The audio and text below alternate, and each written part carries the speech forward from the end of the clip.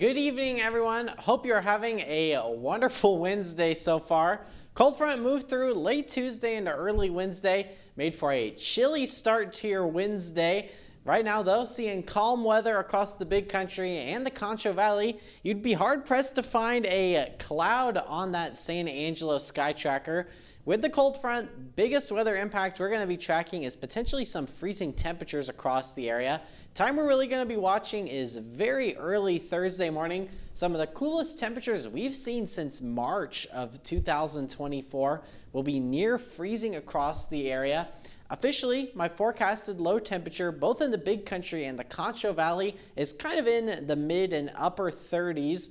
Couple more rural locations, especially closer towards the hill country, places like Junction and Menard, I think have the best shot at hitting that 32-degree mark. Good news, I'm not expecting widespread impactful conditions. Certainly though, there could be some light freezes and maybe a little bit of patchy frost. Again, mostly in southeastern portions of our viewing area, getting towards the hill country, and also potentially in some of our northern and far western areas as well.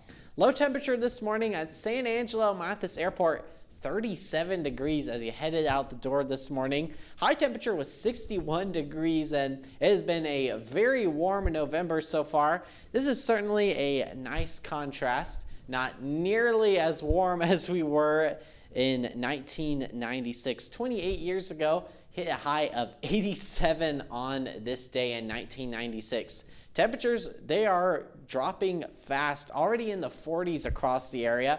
45 Brady, 44 Stephenville, 44 Breckenridge and Abilene. Looks like 44 is the popular number. 42 in San Angelo. I want to point this out to you.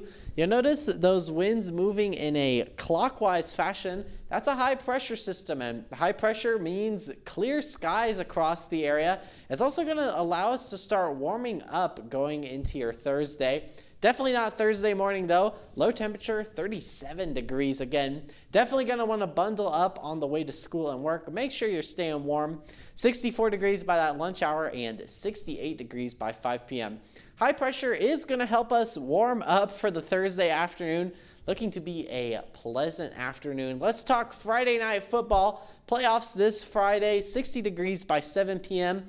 It's going to be a little bit of a cool night for Friday night football. Make sure you are wearing that jacket. No rain to speak of across the area. That is looking to be the story for at least the next 6 to 7 days. Forecasting that low temperature in San Angelo for your Thursday, 37. Low temperature of 40 degrees for your Friday and 45 for your Saturday.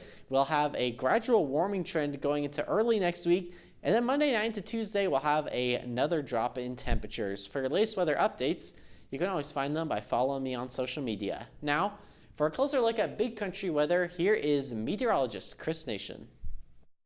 Britton, as I'm watching them and kind of walk them through this model run, there is nothing projected to move towards us in the next 7 or 8 days. No storm systems, no real energy, and nothing to even get them here. Even the jet stream that would bring a system here is way up to the north, meaning no storm systems, no issues. Now, we'll get cold. We're getting closer to winter, 39 tonight. We will see cold night, but not quite to freezing. We aren't ready to call that one yet. I think we're still probably a good maybe a week or two at least from seeing the first real freeze.